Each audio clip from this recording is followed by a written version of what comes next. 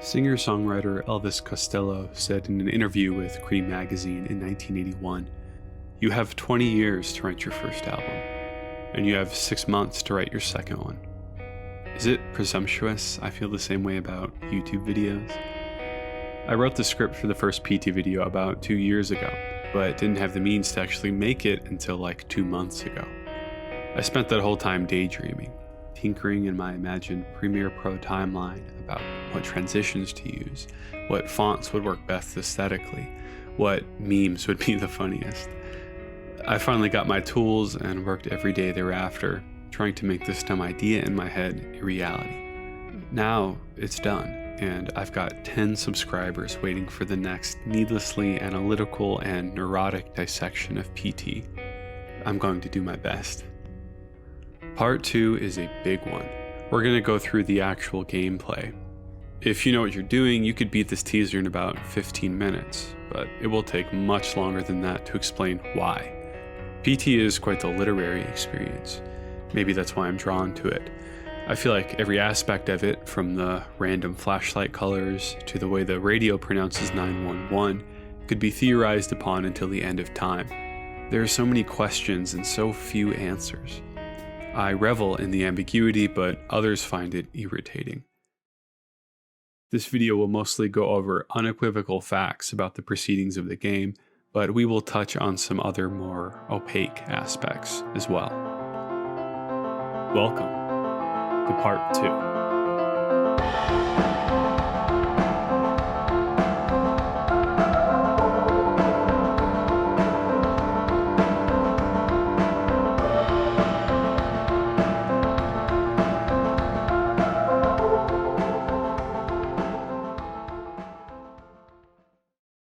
PT is a linear experience, decorated by flourishes and ornaments of detail. It's like a long, twisting vine with flowers and fruit budding off the sides. I think the best way to explain it is to walk along the path and stop to admire each element as you approach. The first screen shows a forest, with the letters PT in the forefront on a tree stump. Peculiar because this game has nothing to do with the forest. It does, however, hold a clue to this teaser's secret identity. It relates to one of 2 sets of numbers that are integral to understanding the game. The second set appears with the next screen, the studio developing the game, 7780 Studios. After that card, the words of our friendly bag friend appear on screen. Watch out, the gap in the door. It's a separate reality. The only me is me. Are you sure the only you is you? We then wake up in the concrete room, looking up at a door slowly cracking open. We get up and approach. Maybe this is our separate reality. Welcome to the hallway. The majority of this teaser takes place in this one nonsensical, infinitely descending path. It looks lived in, at one point at least, but has since been disregarded. There are some pictures on the walls, one of a young couple, some drab and impressionist sceneries, as well as a small electronic clock on a stand. Cans of beer and liquor and wine bottles are stuffed into the corners. The hall proceeds maybe 30 feet, then turns right to the bathroom.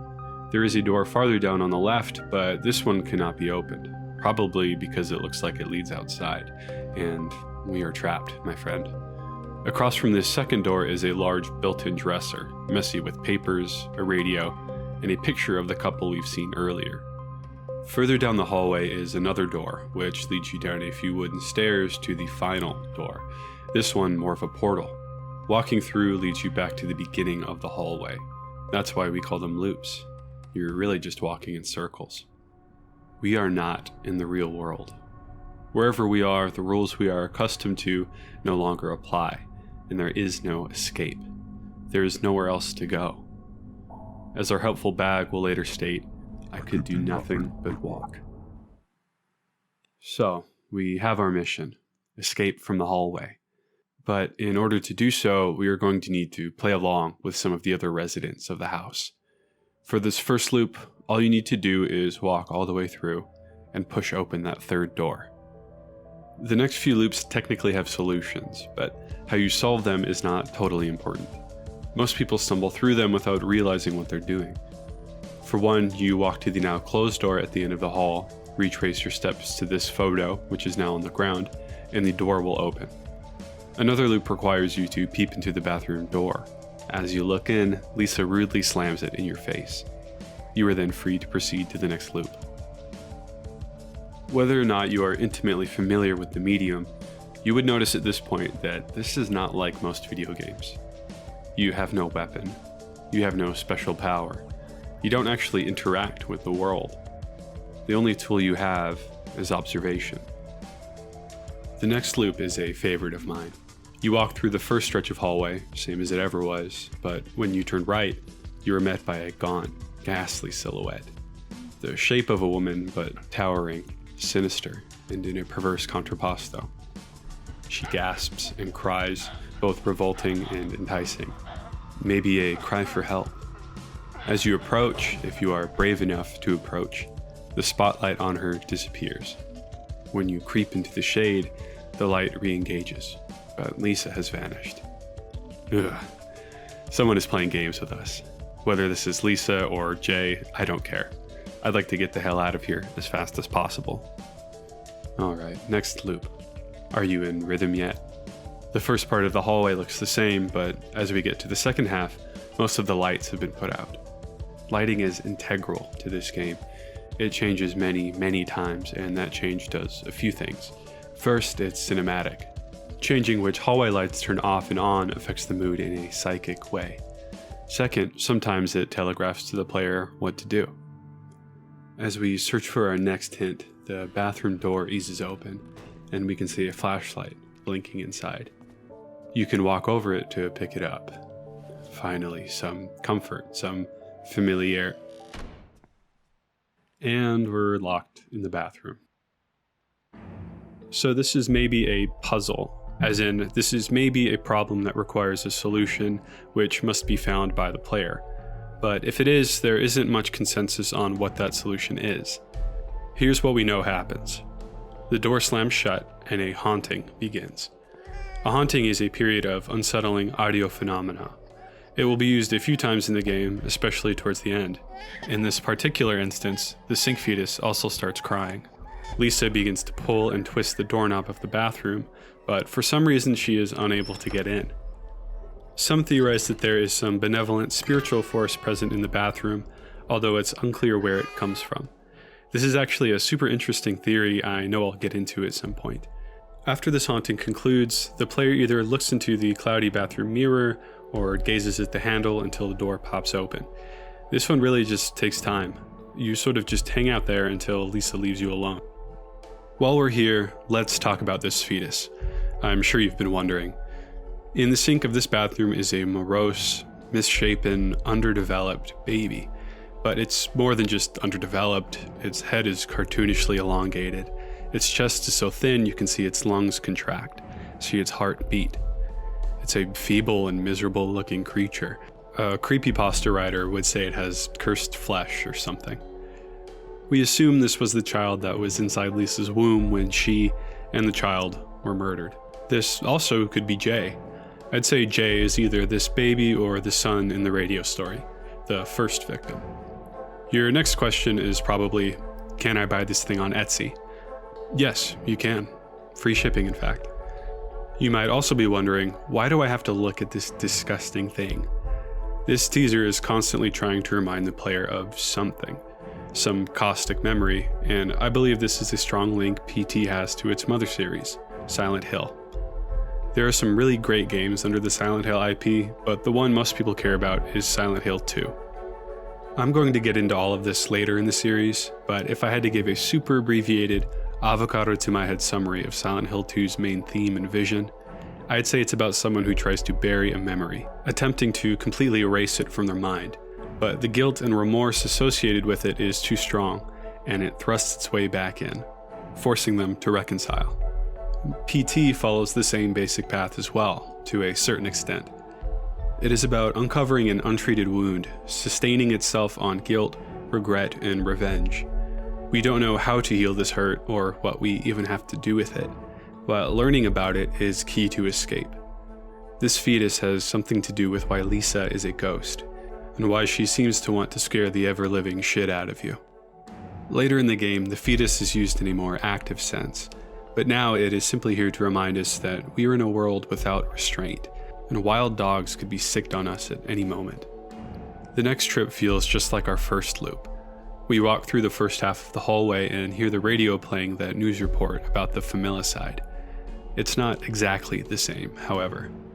There is much more static this time, like something is interfering with the signal.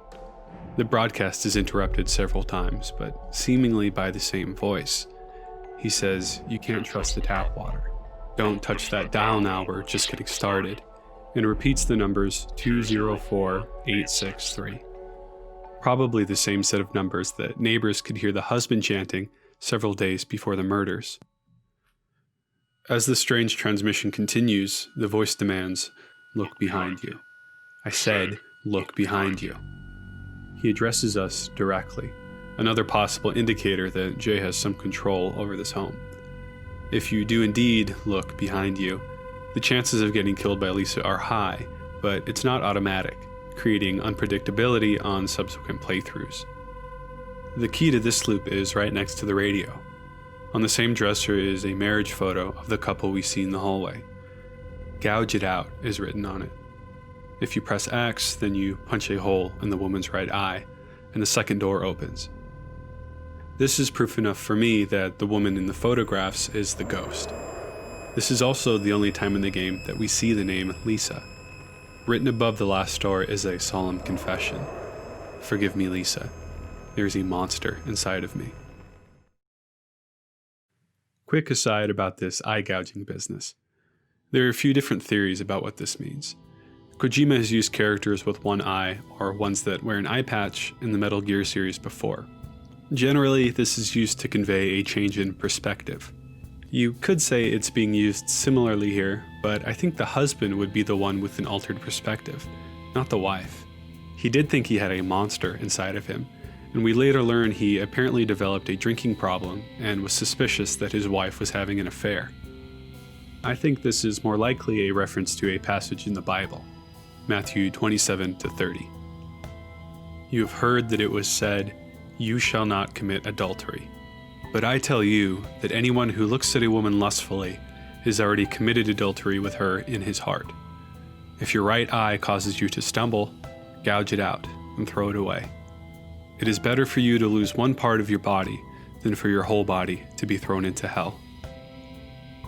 Flip around those pronouns, and I think we have the husband's motivation. Let's get back on track. The next loop has a special appearance from Lisa. When you begin to enter the foyer area, a window falls from the second story and crashes. This is startling enough, but if you look up at the balcony, you can see Lisa, draped in shadows, smiling down at us. After a few seconds, she recesses into the black. Very scary. Some people say this might be a different ghost, but it's just not. She does look a little different, but there's nothing I can find that would make me think this could be someone else. Plus, when hacking the game, we can see that this is in fact the same Lisa model. I think it's just the odd angle and lighting. Our next section implements some red lighting, instilling the hallway with a sense of paranoia and corruption. When we return to the foyer, instead of a shattered window, we find a fridge hanging from the ceiling, dripping with blood. So, we have our second womb of the game. Blood sloshes out of the fridge and into a huge puddle on the ground. We can faintly hear a baby whimpering inside. The radio also comes on briefly, saying, after killing his family, the father hung himself with a garden hose they had in the garage. Now that's conspicuous enough, but playing underneath that is another broadcast that says, the father hung himself with an umbilical cord they had in the garage. This is one of those things where I have no idea what it's supposed to mean. Both the garden hose and umbilical cord make no sense, and it doesn't even work as a metaphor. Like, just saying umbilical cord doesn't mean anything. Let's just accept it and move on. The red lights and the Shibari fridge are still here for the next loop, and the baby has moved on to full-blown bawling. If you aren't sure what you're doing here, then it's easy to get stuck on this section. You should notice on one of the walls by the front door is some new writing. I can hear them calling to me from somewhere. If you go back to the phone, you'll see someone has written "hello" right above it. How sweet. You should walk back and forth between these two messages, and letters from "hello" will transport over to the other wall, letting us know just where they're calling from. After getting that last letter, we hear Lisa's sinister laugh and the sound of our door unlocking.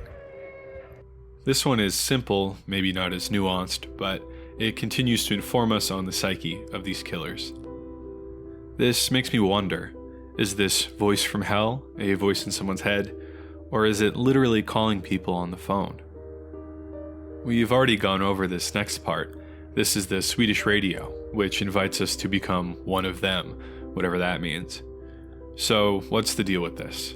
I think it's generally just trying to fuel that atmosphere of paranoia. The hallway is red, there is a freaky demonic voice talking to you in a language you don't understand. When you look up the translation, it's all about loyalty to the radio and not trusting the police and something breaking into our world. It's got a conspiracy vibe to it. The Orson Welles reference is probably not anything significant, if not interesting. I think the most important part of this, in regards to the trailer, is the part where he says, "You have a right to become one of us. Welcome to our world." I think "us" means people who know that this is actually a trailer for a Kojima-led Silent Hill game.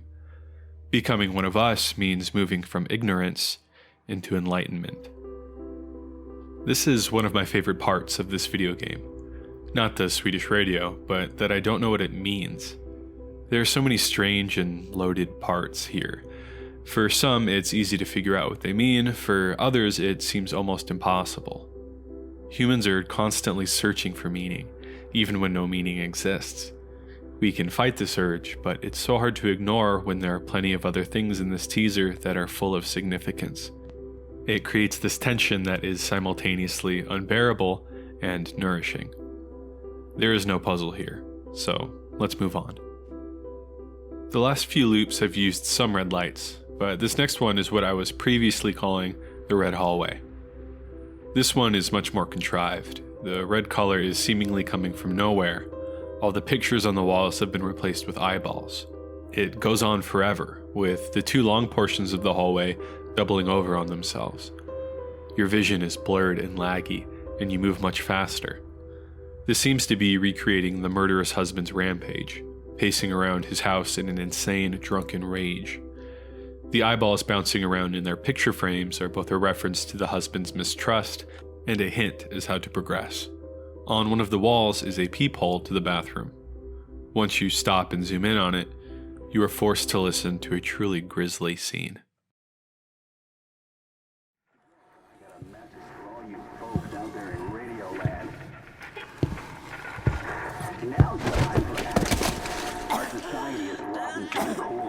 I'm talking while the fine, upstanding folks got their welfare cut, got their jobs pulled out from under us.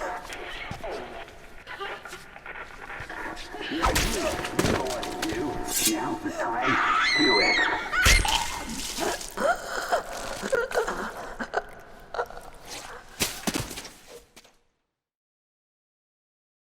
You pull away from the wall. Written above it is "No turning back now." Your vision is cured and you now walk at your typical pace. I always feel guilty after this part, like there was something I could have done. With only the judgment of the eyes on the wall and the sound of your footsteps, you start the familiar walk down the hallway. You can walk into the bathroom now, and the fetus speaks with a very recognizable voice.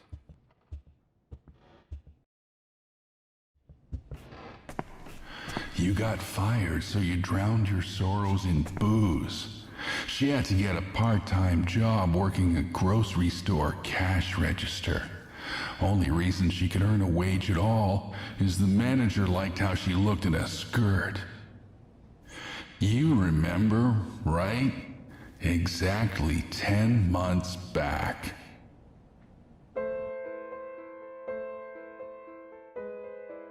This is the only direct mention of the husband's suspicion of adultery, but I think it is an essential clue needed to solve the story of PT. J, because that's who I think is talking here, also mentions 10 months back. This is probably a reference to pregnancy. In Japan, gestation is tracked a little bit differently, and they would say that women are pregnant for 10 months usually, not 9. This might get confusing, so stick with me. Remember the first radio broadcast from the first loop? It mentioned a father murdering his 2 children and his wife, who was pregnant at the time. We are assuming that this family is the same one who lived in the house we've been stuck in. So this unborn child maybe has questionable parentage, at least according to the husband. It is implied that this baby's father could possibly be the store manager, adding another layer of tragedy to this tale. There is another question now. Who was Jay exactly? Was he the 10-year-old son mentioned in the first broadcast, or is he our funky fetus friend? I lean towards the 10-year-old because he would have an actual emotional connection to his parents, and maybe his spirit is just talking through the fetus in this scene, the same way it is talking through the radio and in the bathroom during the peephole scene. The walk out of this loop is a long and lonely one. We've really become comfortable with the hallway at this point, so it's jarring to see it so discrepant. This section lets out to the most inviting iteration of the hallway. All the lights are on, there's no scary gurgling or laughing sounds, no bleeding wombs hanging from the ceiling. It's sort of comfy, actually. I could almost imagine someone living here, nonsensical floor plan aside. But nothing can be comfortable in this house. This is the crash screen loop I've been alluding to. As time passes, the screen starts to flutter and tear. It gets worse, and eventually we can hear a deep voice repeating 204-863. Finally, the game just stops, and you get one of 6 crash screens. They're chosen at random. The screen will go black, the game will restart, and you wake up back in the concrete room. Unless you really don't know how video games work, you know this crash is phony. It's pretty fun as a gag, though.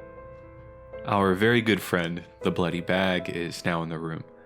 If you walk over to them, they give us that speech about you not being the only you. It's important to remind you all right now, since multiple characters have been addressing us directly, we are not the killer husband. We are Norman Reedus. We know this because we see him in the trailer at the end of the game, and we can see pictures of the husband in the hallway, not the same dude. For whatever reason, people seem to think we are the husband. This speech is probably another comment on video game meta-narrative, a hallmark of Hideo Kojima games. I Could Do Nothing But Walk is a statement on the gameplay. It's literally just walking. I Saw Me Standing in Front of Myself is highlighting that other people are playing this game too, and trying to solve this puzzle. If you listen closely, you can hear scratching noises, and upon examining the stone walls, you can see hundreds, maybe thousands of tally marks etched in. People all over the world are doing the exact same thing you are. They are like you, they control the same character, but they are not really you. You are the only you. As much as I'm sure you want to stay in here, we need to finish this game. This next loop is the final one. Once it's solved, you can leave forever. If you want to, that is. I left 5 years ago, but I never really let go. Can't say that I ever will. Before we get into the big finale, I need to talk to you about the photo fragments. There is a photo in the first part of the hallway. After the second loop, the picture inside is missing, and pieces of it have been scattered around the house. If you spot one, you can zoom in on it to collect it. Collecting all of the fragments isn't necessary to beating any part of the game, but there are some benefits. One is, after collecting them all, it seems that Lisa is much less likely to attack you. Second, a message appears on screen when you pick one up. There are 4 messages in total, 2 each in Italian and German. After translating these, they seem to be hints at how to solve the last puzzle. This puzzle is notoriously esoteric and unintuitive, but with the help of the photo fragments and some random audio clips that can show up, it is possible to figure out what you are supposed to do. There are quite a few messages to sift through, and there isn't any consensus about what order they should be in, but they share some similar themes and seem to correlate to solutions to this final puzzle. I'll be honest, most of this is reverse engineered. The puzzle had been solved long before anyone knew these messages could be helpful hints. There is a possibility that these are all massive red herrings, but I think that's unlikely. I'll go over how to finish the game first, and then we can talk about how these hidden clues fit in. After walking into the hallway, you'll surely notice how dark everything is. This makes the electronic clock, till this point wholly ignored, stick out. It reads 23:59. I haven't mentioned it, but it's been at this time the whole demo. Another reason to suspect that something unnatural is afoot. In order to advance, we need to wait for this clock to strike midnight. A bell will chime, and we can fulfill the next part of this labyrinthian ritual. The key to beating this last loop is getting 3 baby laughs. In order to get these triggers, some specific criteria needs to be met. To get the first laugh, you must take exactly 10 steps. The solution for this second laugh is less tactile. Most people would say you need to say a name into a microphone plugged into your controller. Saying Jay seems to work, but BobVids claims to have perfect success saying the name Jareth, whether or not it's the intended solution. It seems you should just start saying it right after you get the first baby laugh, but I've heard people have better luck when they wait for Lisa to stop crying. After you get the first laugh, a haunting will start and your controller will begin to vibrate. To get the final laugh, you simply need to remain still. That is, don't touch that joystick. Once the haunting is over, you'll hear the baby and the phone will ring. You zoom in to answer it. Jay will say, "You've been chosen," and you're finally free to leave the hallway. Pretty elusive, right? Well, let's take a look at our hints. I've arranged them in what I think is the most correct order, and clustered together ones that are too similar to differentiate. There seems to be a story forming here. A broad one, but one we can follow. This is not perfect. This probably isn't even good, but it's what works best in my mind.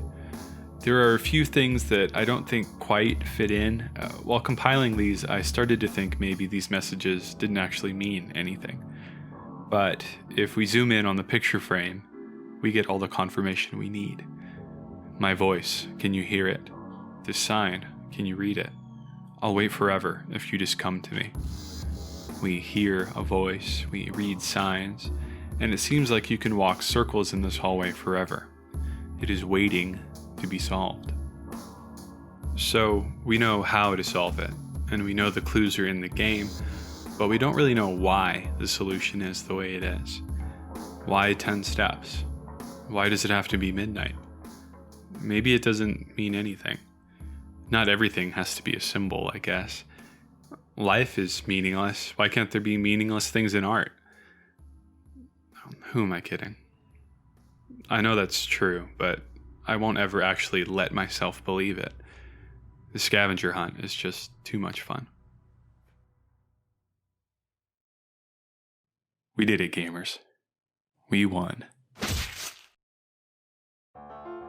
I hope you enjoyed our haunted hallway ride. Hyperbole is lazy and usually wrong, but I just can't help myself here. PT fundamentally changed the concept of what a horror game could be. It stripped the player of virtually all control and made a hallway feel like an infinitely expanding, inescapable prison. The world was obscure enough that no one could see the whole story, but compelling enough that people refused to stop looking. I hope you'll join me in the next and possibly final episode when we go over the aftermath of PT's release and what it meant to the Silent Hill fandom. I've provided some links in the description to organizations combating systemic racism and oppression in America. I've also included some readings and theory, all of which is online and free. I encourage everyone to educate themselves and to give back in any way that they can. If you enjoyed this video, please tell a friend, hit the like button, leave a comment. I love hearing what people think about this game, whether they're veterans or amateurs. I'll see you all later.